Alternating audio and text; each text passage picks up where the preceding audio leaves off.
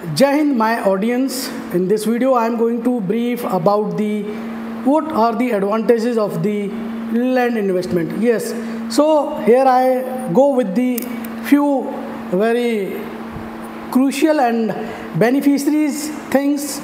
I hope you like this video. If you like, so please like and do not forget about the subscribe this channel and ultimately press the bell button so you can get my future videos on the time.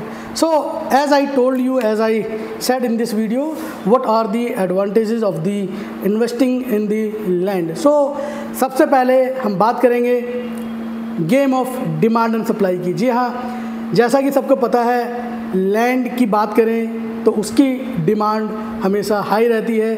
उसके पीछे का logic है वो ये है कि इसकी supply कम रहती है। जी हाँ, क्योंकि लैंड की कोई मैन्युफैक्चरिंग नहीं होती, कोई उसका प्रोडक्शन नहीं होता।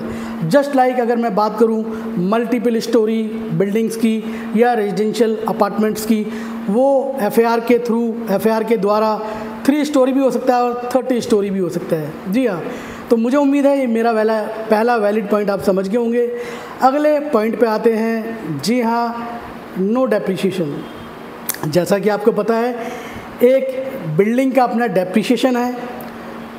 इसी प्रकार से अगर हम लैंड की बात करें तो इसका कोई भी डेप्रिसिएशन नहीं है, इसमें ऑलवेज एप्रिसिएशन आता है।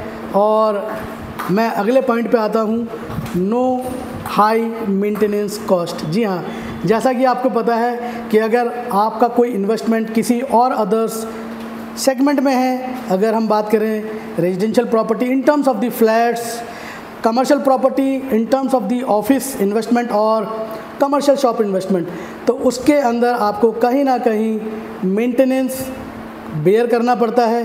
तो अगर हम बात करें लैंड इन्वेस्टमेंट की, तो यहाँ पे या तो लगभग 0% मेंटेनेंस होता है या ऑलमोस्ट ना के बराबर होता है।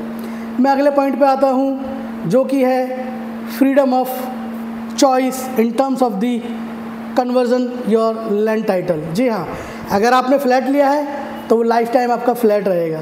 अगर आपने कमर्शियल शॉप ली है तो वो लाइफ टाइम आपकी कमर्शियल शॉप रहेगी।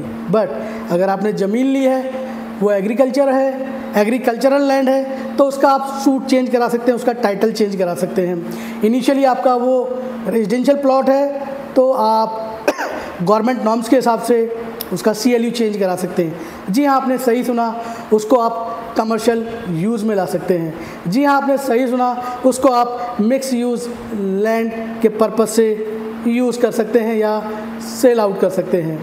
जी हाँ, अगला मेरा इसमें वैलिड पॉइंट आता है, no depreciation. As I told you earlier, only you can get the correction in your price. जी हाँ, अगर आपका प्राइस बढ़ता है तो उसमें ग्रोथ या मल्टीपल ग्रोथ आती है, उसमें कभी भी डेप्रिसिएशन नहीं आता, सिर्फ करेक्शन आता है due to circumstances of the condition kind of. मैं जैसे बात करूं, आज सिचुएशन है, आज वॉर है, तो हो सकता है जो प्रॉपर्टी 2 करोड़ की हो वो हो सकता है 1.80 CR की हो जाए। बट ऐसा नहीं है कि वो जब आपने 1 CR की ली थी तो वो 90 लाख की हो जाएगी।